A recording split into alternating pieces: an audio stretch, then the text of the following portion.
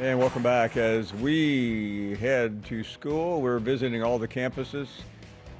And today we have a number of young student reporters, one of our favorite events of the year. And we say hello to Owen McDaniel and Reed Ferris. Owen from UGA, Reed from Auburn. Guys, good afternoon. How's everybody doing? Good afternoon, Paul. Doing wonderful, Paul. Well, appreciate you doing this. Since there's no easy way to break up Georgia and Auburn, we all know it's a deep South's oldest rivalry. So why don't we start with Georgia here, Owen, and just talk a little bit about this weird existence right now. They're the second-ranked SEC team, as good as they are supposed to be. A lot of people are just kind of shrugging their shoulders, wondering about the quarterback situation. Give us a lay of the land of the camp so far.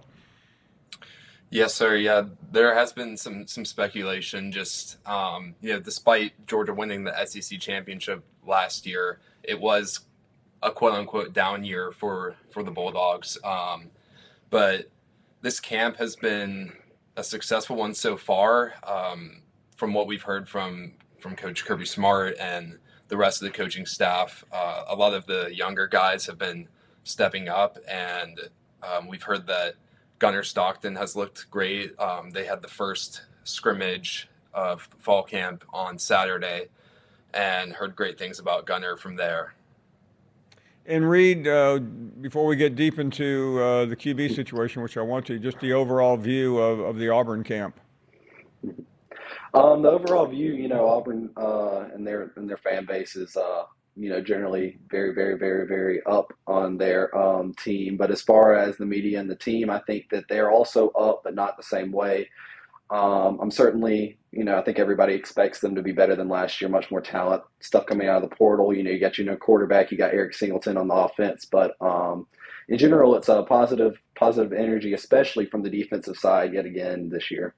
Let's go QBs because that's where everybody wants to fixate. So Owen, the Gunner Stockton conundrum. A lot of people can't believe anybody would be down on him, but some are. What do you sense? What do you read into everything that you've heard and seen with your own eyes? Well, he's very well liked on the team, among the coaching staff.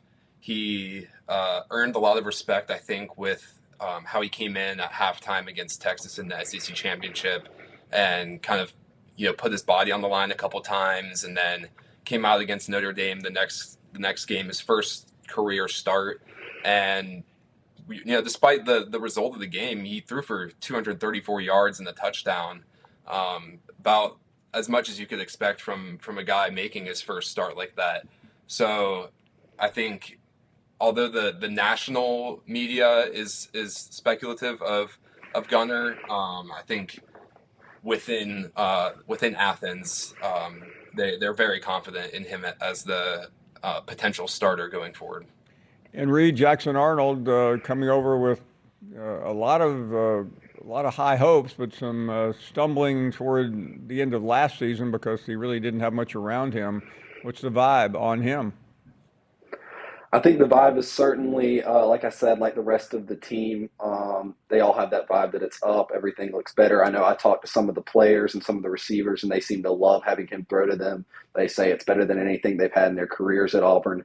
But it has certainly been some ups and downs as far as fall camp and things have gone. We've heard that the defense is winning more often than the offense, but this is also something you see when you have a very strong defensive front. You know, it's kind of trying to figure out, is it the defense is doing really well or is the offense struggling? And I think it can be a little bit of both here and there because there hasn't been anything super exceptional in fall camp that you've heard out of Arnold, but you also haven't heard anything necessarily bad. So, trying to get that feel of where he's going to be at, like you said, coming off of a, less than a perfect year last year. And then you also have the guys in the QB room with him that are, pushing him to be better, like Deuce Knight, Ashton Daniels, things like that.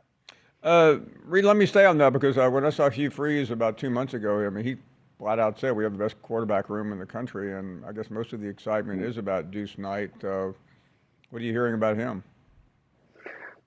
So Deuce has a lot of confidence. I enjoy getting to be around Deuce and seeing him around campus. If you ask certain Auburn students and fans, they would tell you that they want him to start this year just because of all the talent he has and confidence and excitement he brings to campus. But Arnold's definitely the guy this year. But I know that the staff and the receivers they tell me that Deuce is the future. That's the guy. That's the guy that they love.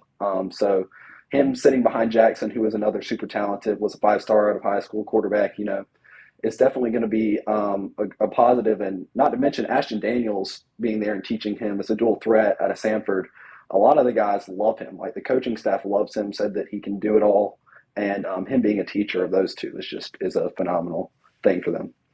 Oh, and unlike Auburn, I'll get to Auburn's opener in a minute. Georgia has a pretty lackluster beginning to the season. They've had so many great openings with Clemson and Oregon and just other great games. Does that affect anything? Because coaches really like players to point toward the opener. I don't know how anybody is pointing toward this one. Well, I don't think it affects much. Like you said, Georgia has had Clemson, Oregon in the past, but this isn't necessarily a super new thing under Kirby Smart. Georgia's had a lot of games like this against, Austin Peay was one. I remember there was Nicholls State one year, just kind of like a tune-up game. And with how hard Georgia's schedule is, especially the beginning of the SEC schedule with Tennessee and then Alabama at home, I think Georgia will need these first two games against Marshall and Austin Peay to kind of understand or get to know who they are as a team, figure that out, and get themselves ready for that SEC play. Yeah, Reed, pretty much the opposite at Auburn. The first couple of weeks of the schedule are just unbearable almost with Baylor, and then you get into Oklahoma and Texas, A&M, and Georgia. Take us through the flow of that schedule and how and what is the anticipation? I think every last bit of focus right now on campus and from the staff and from the team is definitely focused on that Baylor game, like you said. It being a Friday night, the eyes are going to be on them of the nation because it's a 7 p.m. Friday night game. Who else is playing that night? I honestly couldn't tell you. The truth is, as cliche as it sounds, that game is going to definitely determine the trajectory of the season and the attitude that people have toward Auburn. It's a tough Baylor team. You're playing in Waco. And that's going to be a huge test. I think if they get that win right there, then you have a Ball State, then you have South Alabama, and then you go into Oklahoma. Jackson Arnold returning to his old stomping grounds. It's definitely going to be that Oklahoma and Baylor game are very, very, very important for the trajectory of the season. And I think that the attitude is right now, see what happens at Baylor. And Owen, finally, I can't remember the last time Georgia there wasn't a sense that Georgia could do it all, although you have to push a little harder this year than normal. But I'm sure in January, if Georgia won it all, we'd have 1 million people saying, "Oh, I knew they were going to be good." What do you think? If you had to make a wild guess, and it's not so wild anymore because that's all we talk about of these teams, how do you think Georgia's going to do this year? Well, Paul, in terms of SEC strength of schedule, Georgia's kind of middle of the pack towards the end. But in terms of the entire country, it's Georgia's top 20, I would say, in any list you see. And so, there's a couple really tough games on the schedule. Like I said, Alabama at home. There's Ole Miss at home. Florida will be a tough one. Texas at home, and then Georgia Tech, no longer a pushover on that Georgia schedule. So I could see Georgia going, 10-2, possibly 9-3, and still sneaking into the playoff. And I think as long as Georgia can get into that playoff, Kirby Smart has a history of having his teams very well prepared, especially in the postseason. So don't be shocked if the Bulldogs do go all the way this year. And Reed, I'm sure you took note that our friend Owen did not mention Auburn as one of the big games Georgia was looking forward to. I know it's a big game at Auburn. What's your sense of this Auburn team? Well, the Auburn team, we said time and time again that this team could do phenomenal things. People, there's even talks on campus and out of even the team itself about playoff pushing to get in the in the playoff in one of the last spots, you also have people talking about let's just make a bowl game. So, high ceiling, low floor kind of seems to be the vibe.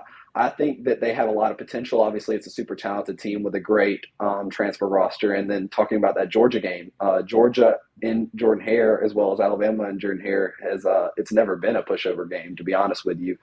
And I think that the people on Auburn's campus, the students, and the staff and the team, they know that. And so that's definitely been marked on people's calendars for a long time now, especially with year 3 under Freeze and the new talent.